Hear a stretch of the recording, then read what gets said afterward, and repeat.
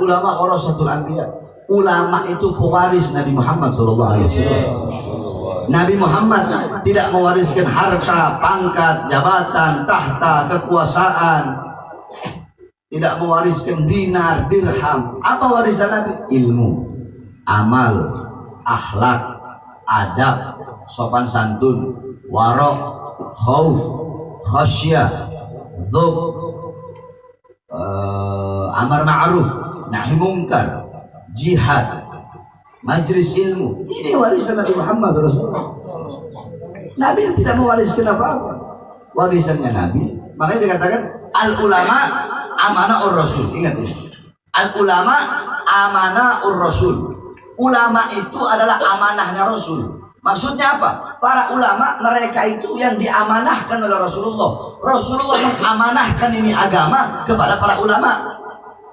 Rasulullah amanahkan ini agama, ini Islam, ini Al-Quran, ini akhlak, ini adab, ini iman, ini amar ma'ruf, ini nahi mungkar, ini warok, ini khauf, ini khasyah, ini takwa. Semuanya ini ilmu. Allah amanahkan kepada para ulama.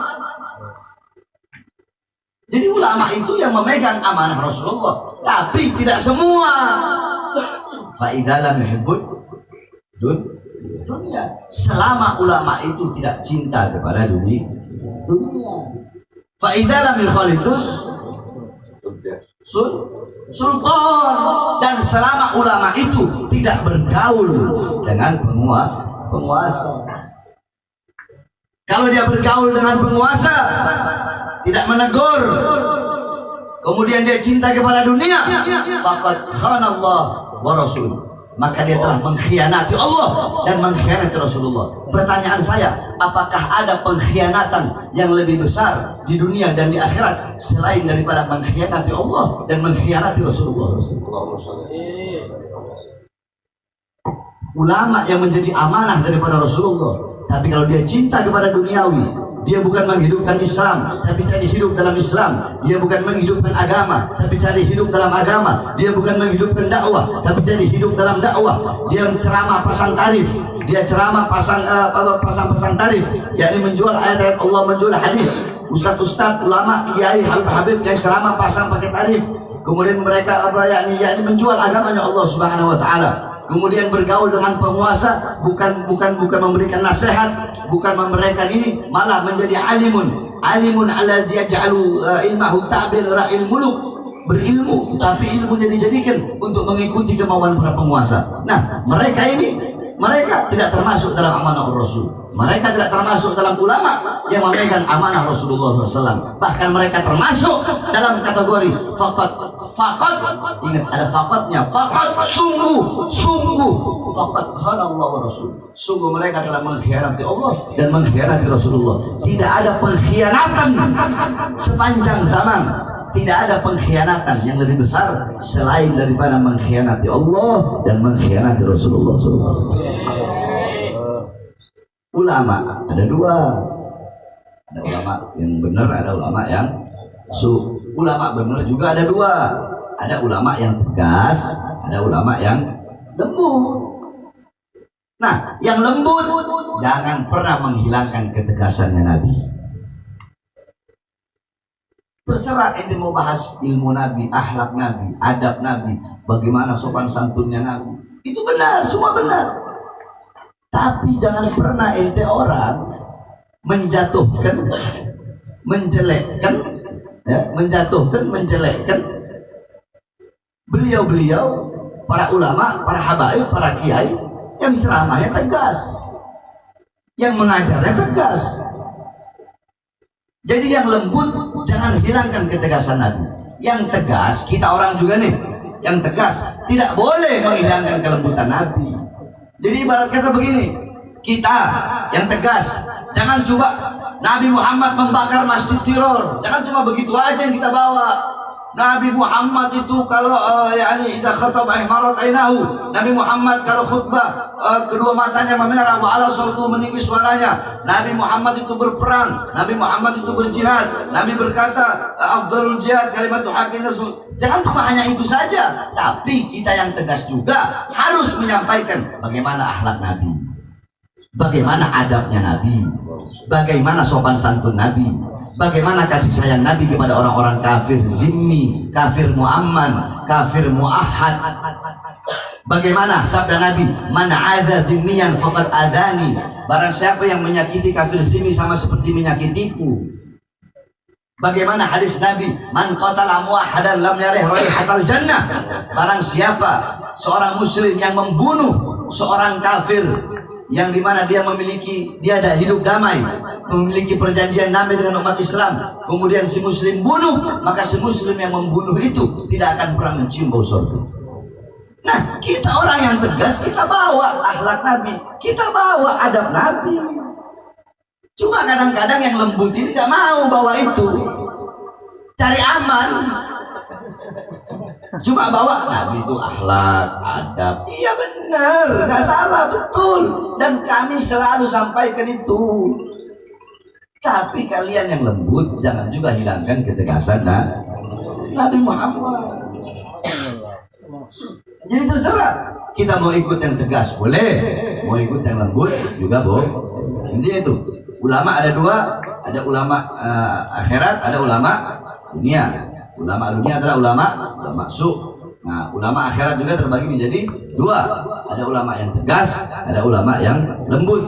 Dua-duanya mencermin. Contoh di Indonesia adalah Habib Rizik bin Hussein bin Syihab, guru besar kita, imam besar kita.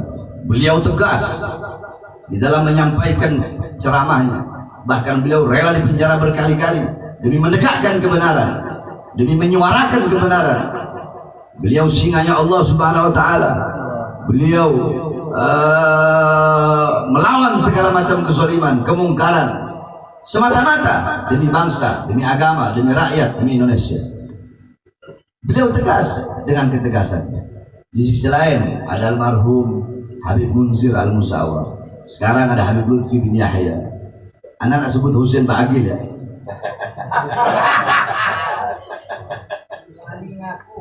Paham? Habib Lutfi bin Yahya, almarhum Habib Munzir, Habib Rizik bin Syihab. Nah, Habib Rizik dengan ketegasannya, almarhum Habib Munzir, terus banyak lagi alumni-alumni, ada Habib Umar bin Hafid, alumni Rubat, alumni Abu Yasir Muhammad bin Alwi Maliki, alumni Habib Zain bin Sumaid. Banyak beliau-beliau yang lembut juga, itu mencerminkan kepribadian Nabi. Karena Nabi tidak selalu tegas, Nabi juga tidak selalu lembut. Jadi yang tegas mencerminkan kepribadian datuknya Rasulullah, yang lembut juga mencerminkan kepribadian datuknya Rasulullah. Ini yang namanya tawassul, tengah, nggak ke kanan, nggak ke kiri. Ini namanya tawassul. Dengar Sim, kata Aldo ngopi. Paling aku paham. Paham ya? Jadi ulama ini dalam kitab Ihya Ulumuddin, ulama sama kita sama apa enggak? Ulama dengan kita sama apa tidak? Tidak akan pernah sama. Terus Beb, gimana dong Beb? Anak nggak bisa jadi ulama, nggak apa-apa. Kun aliman, kata Nabi, jadilah orang yang berilmu. Anak nggak bisa Beb jadi orang berilmu, nggak bisa. Kun muta'alliman, jadilah penuntut ilmu. Tuntut ilmunya Allah, ngaji.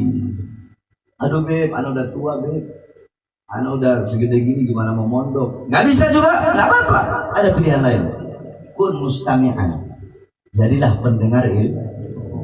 Dengarkan nasihat-nasihat ulama, dengarkan ilmu-ilmu dari para ulama. Ambil intifa, i'tibar, istifadah, ya, manfaat, pelajaran dari para ulama. Jadi pendengar. Aduh Beb, nggak ada waktu anak Beb, nggak ada waktu juga. Jadi orang berilmu nggak bisa, penuntut ilmu nggak bisa, pendengar ilmu nggak bisa. Pilihan terakhir, kun muhibban, jadilah engkau pecinta, pecinta ilmu, pecinta ulama. Udah, itu pilihan terakhir.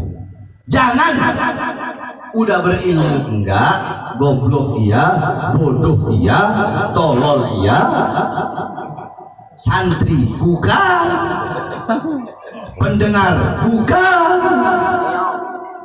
pecinta bukan. takunmu begitu malah menjadi golongan kelima. Siapa itu? Pembenci para ulama. Ente orang kalau mau cinta sama ulama itu jangan milih-milih, mau ulama yang tegas kayak mau ulama yang lembut, cintai beliau-beliau semua. Paham? Karena dua-duanya mencerminkan kepribadian Nabi Muhammad Sallallahu Alaihi Wasallam. Tapi kalau ada yang nggak benar ya kita ingetin. Ada yang nggak benar kita ingetin. Woi, ini nggak benar, ini salah. Woi, ini jadi hanwali.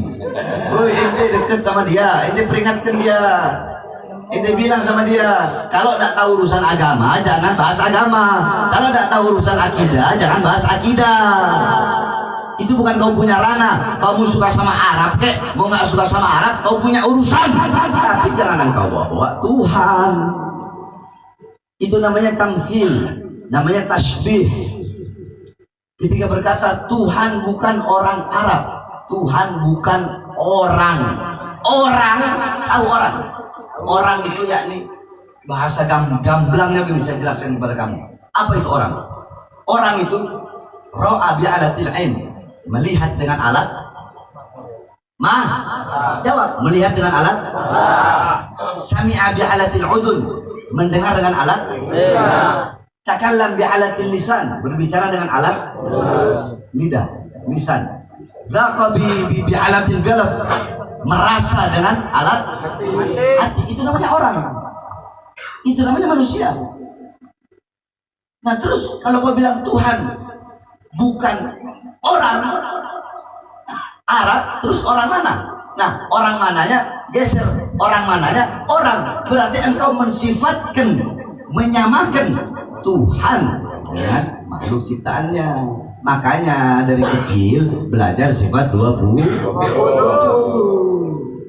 Baca Allah wujud tidak baqa mukhallafatul lil hawadis qiyamu bi nafsihi wa daniyah irada ilmu ayat sama basar kalam maliran muridan ayat samian basiran mutakaliman.